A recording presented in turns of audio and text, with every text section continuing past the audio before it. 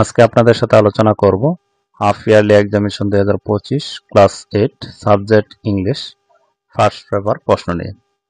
যারা অষ্টম শ্রেণীর ছাত্রছাত্রী এবং যারা অষ্টম শ্রেণীর ছাত্রছাত্রীদের অভিভাবক এবং যারা টিচার আছেন তাদের জন্য এই প্রশ্নটি খুবই ইম্পর্টেন্ট এবং গুরুত্বপূর্ণ, কারণ এই প্রশ্নটির মাধ্যমে অর্ধবার্ষিক পরীক্ষার যে পরীক্ষাটি হবে সেখানে কিন্তু এই প্রশ্নটির মাধ্যমে প্রিপারেশন নেওয়াতে পারবেন এবং যারা ছাত্রছাত্রী আছো তারাও কিন্তু এই প্রশ্নটির মাধ্যমে প্রিপারেশন নিতে পারবা এবং যারা কোচিং টিচার আছেন, স্কুল টিচার আছেন, সরাসরি এই প্রশ্নটির মাধ্যমে পরীক্ষা নেওয়াতে পারবেন এবং যারা অভিভাবক আছেন তারাও কিন্তু এই প্রশ্নটি বাসায় নিয়ে বারবার প্র্যাকটিস করাতে পারবেন।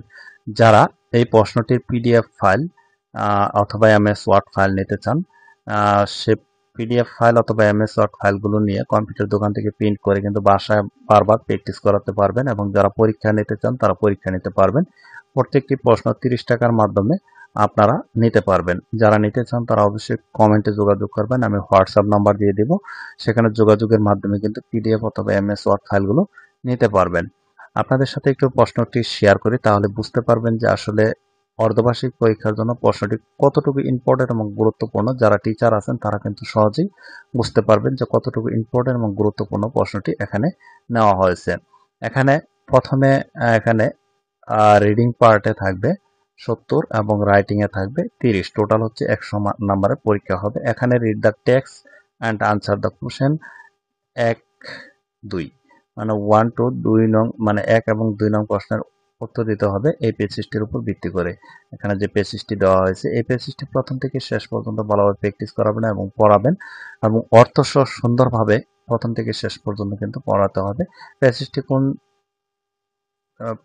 পেজটি কোন অধ্যায় কোন পেজ থেকে নেওয়া হয়েছে আপনারা কিন্তু দেখলে বুঝতে পারতেছেন যে আসলে কোন পেজটা নেওয়া হয়েছে। আমি এখানে বলতে চাচ্ছি না, কারণ বলতে গেলে ভিডিওটি লং হয়ে যাবে। এখানে অর্থ সহ কিন্তু ভালোভাবে পড়তে হবে, বুঝে, তাহলে কিন্তু 1 এবং 2 নং প্রশ্নের আনসারগুলো করা যাবে। এখানে যে পেজটি রয়েছে পেজটির উপর ভিত্তি করে এখানে এমসিকিউ 60টি এমসিকিউ আনসার করতে হবে। প্রথমে 1 নং থাকবে, এরপর 2 নং এ থাকবে এমসিকিউ ই এফ জি, এরপর রয়েছে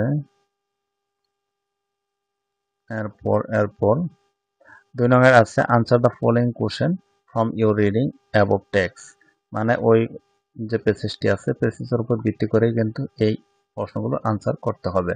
এখানে 10 মার্ক নাম্বারগুলো দেওয়া কিন্তু রয়েছে।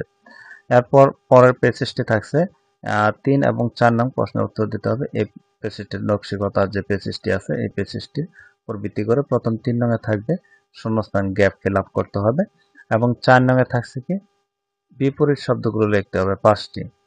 এরপর পরবর্তী পরে যে আরেকটি প্যাসেজ আছে প্যাসেজ দেওয়া হবে, এভাবে কিন্তু প্রশ্নটি করা হবে। 3টি প্যাসেজ থাকবে, 5, 6, 7 নং প্রশ্নের উত্তর দিতে হবে এই প্যাসেজটির উপর ভিত্তি করে। The student movement in Bangladesh in 2024, এখানে এই প্যাসেজটি ভালোভাবে প্রথম থেকে শেষ পর্যন্ত কিন্তু অর্থ সহ পড়তে হবে, খুব ভালোভাবে প্র্যাকটিস করাবেন। যারা অভিভাবক আছেন এবং যারা টিচার আছেন, কোচিং টিচার, প্রাইভেট টিচার, তারা কিন্তু এই পেজটি সুন্দরভাবে প্র্যাকটিস করাবেন যাতে তারা অর্ধবার্ষিক পরীক্ষার সহজে প্রশ্নগুলো আনসার করতে পারে। এখানে যে ছকটি রয়েছে এই ছকটি ফিল আপ করতে হবে 5 নং। এরপর 6 নং এ রয়েছে পেসেস ফলস কারেক্ট, মানে যেটা কারেক্ট আছে সেটা তো কারেক্টই, আর যেটা ফলস আছে সেটা কারেক্ট আনসারটা লিখতে হবে। এখানে 5টি। 7 নং এ কি আছে সামারাইজ, একটি সামারাইজ লিখতে হবে 10 মার্ক, এটাও কিন্তু পেসেজ থেকে লেখা যাবে। এরপর 8 নং এ আছে কলাম, এ কলাম এবং বি কলাম ফিল আপ করতে হবে। এরপর 9 নং এ কি আছে, 9 নং এ আছে ফলোইং সেন্টেন্স কারেক্ট ওয়ার্ড, মানে এখানে রিরেঞ্জ করতে হবে, রিরেঞ্জ এখানে 8 নাম্বার 8টি।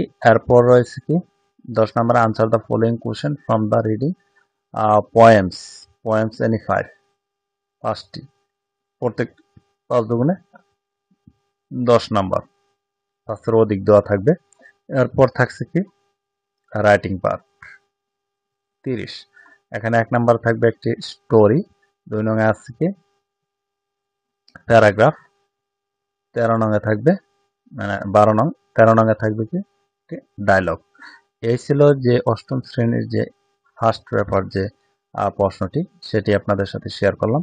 এবং অন্যান্য যে বিষয়ের প্রশ্নগুলো আছে সেই প্রশ্নগুলো এই ভিডিওর আই বাটন অথবা প্লেলিস্টে গিয়ে সকল ভিডিও দেখে নিতে পারবেন। আর যারা নতুন আছেন তারা অবশ্যই চ্যানেলটি সাবস্ক্রাইব করে পাশে থাকা বেল আইকনটি অন করে রাখবেন, পরবর্তী ভিডিওগুলো দেওয়ার সাথে সাথে যাতে আপনাদের কাছে প্রথমে নোটিফিকেশনগুলো চলে যায়। এবং ভিডিওটি ভালো লাগলে অবশ্যই একটি লাইক এবং কমেন্ট করবেন, যাতে পরবর্তী ভিডিও বানানোর যে আমাদের আগ্রহটা সেটা কিন্তু যাতে আমাদের বেড়ে যায়। এবং যারা আপনাদের পরিচিত আছে তাদেরকে এই ভিডিওটি শেয়ার করবেন, যাতে তারা ওই ভিডিওটি দেখে উপকৃত হয়। আজকের মতো ভিডিওটি এ পর্যন্তই। ভালো থাকবেন, সুস্থ থাকবেন। আল্লাহ হাফেজ।